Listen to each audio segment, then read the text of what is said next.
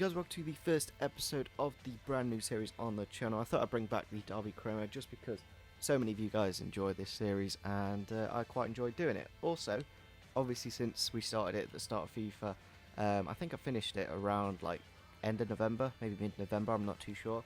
But I feel like now's a good time to bring it back as Derby are doing so poorly in real life. At the time of recording we did, yesterday we drew against Preston in the 95th minute. Obviously really good, of course. So yeah, I'm just going to go in this episode looking at some objectives of this series, because in the past I've kind of just gone straight into it and not really taken my time with things. I'm definitely going to look at scouting players in this first season. One thing I'm definitely going to consider, I'm going to get your guys' input of course as well, whether we don't sign any players in the first season in terms of like we just go with the squad we've got, because if anything we've got too many players. But I might make a rule or like a one exception. For every 2 players we get rid of, we can bring in 1 player. So it means we can get rid of deadwood players, and it means we don't just overload the club with too many players. So I think that might be a good way to go. Also looking at like buying quite a good scout, that might be quite useful.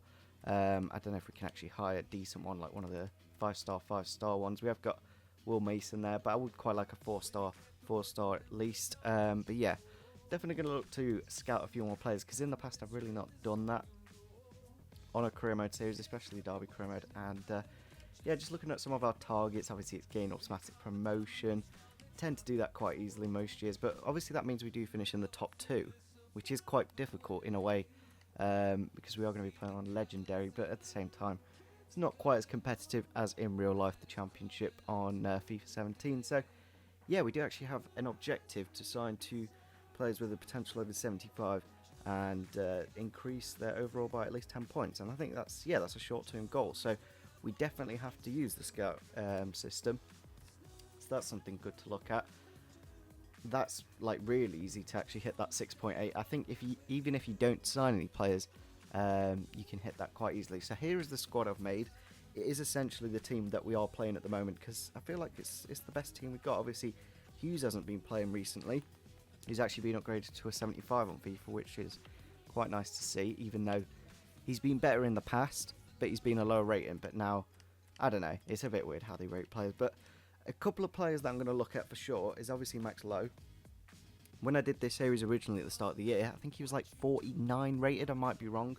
I might be able to put it on the screen, I'm not too sure. But he's actually got a decent card now, like 70 pace, 63 strength, and I think it's 64 sliding tackle and standing tackle. He's got 79 potential as well, so I'm going to just leave him in the first team, and obviously hopefully in this first season at least get him up to a 70, because then when we get to the Premier League he actually will be quite decent.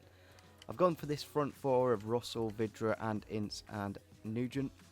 Would be quite nice as well, obviously, to see the new signings. Nugent 73, that was a really nice voice break there, Luke. We could obviously try Nugent at the cam position as well if maybe Bent gets a bit better form, but I think Bent off the bench is probably the best of all. It's kind of crazy how Darren Bent's got the target forward trait, even though he's a good header of the ball, but he's not like a big target man, if that makes any sense. But kind of crazy he has got that stat.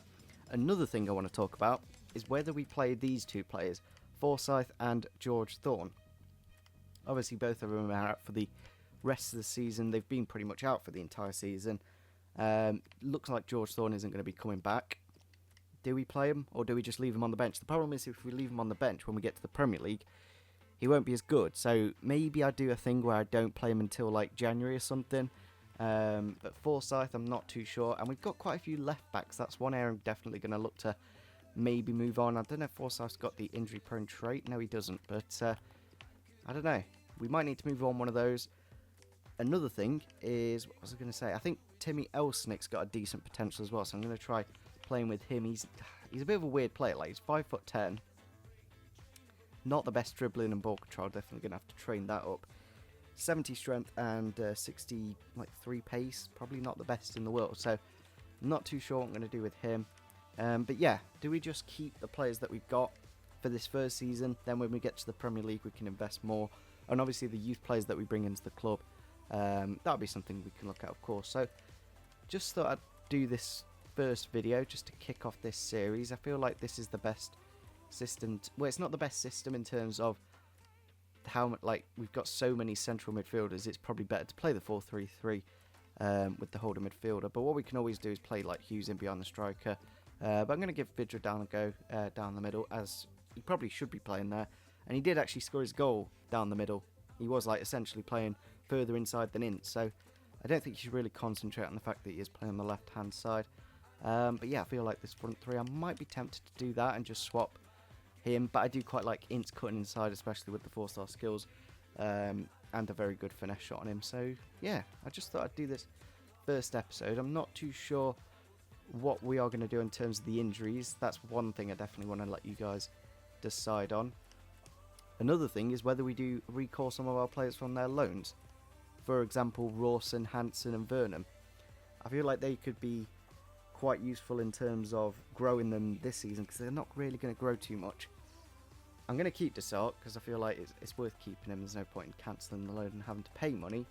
But yeah, I'm definitely going to look to play some more players that are youthy and got a good potential. That's obviously a good word there, Luke. Yeah, Chris Martin. Do we recall him in January? I don't think we should recall him straight away. Or do we keep it as realistic as possible? That's what I want to know from you guys. Just thought I'd do this quick one to kick off this series. If you do want me to sign any players, leave some comments down below on who we should sign. But I think the way that I said before, how we have to sell 2 players to get 1 player, I think that's probably the best way to do it. Because I don't know where we would even sign a player, to be honest. Maybe a centre back. I think that's about it. Maybe a centre back. If I was going to make a signing, and if I was going to make that signing, I would quite like to get rid of maybe, I don't know who we'd get rid of, because that's the thing. Like, if you're going to bring in a player, get rid of the ones that aren't good enough. And these two are probably a pair that I'd quite like to get rid of. I might give Mason Bennett a go as well. 84 acceleration, 78 sprint speed. Quite good. I think he's got 78, 79 potential as well. So, yeah, let me go. Whether we should keep this series realistic or not, or do we just do this series like a normal career mode. But I think at this point of the game, like we're just into May, I feel like making it quite realistic in terms of it's going to be there for quite a while. Obviously Martin's got a 4-year contract on the game, and yeah, I think that's about it. I might look to renew some contracts with the money. We've got quite a bit, like we've got 12.5 mil plus 100 grand in wages. That's a ton of money for a championship side. So looking at some youth scouts, I think that's probably best as it is a target for the board.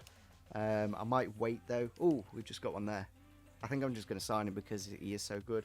We definitely have to basically use the scouting network just because it is an objective and I don't want to get sacked. And I've not really used it that many times on FIFA. I've probably signed like...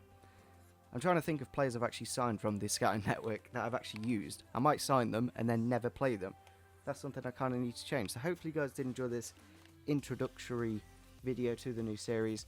I want to know your guys' input and I want to know what I should do with this series. So as well, leave some comments down below on any other series you want me to bring back or make a new one. I always like your guys' input. So yeah, let us know in the comment section down below. Subscribe if you're new to the channel and see you soon. Bye.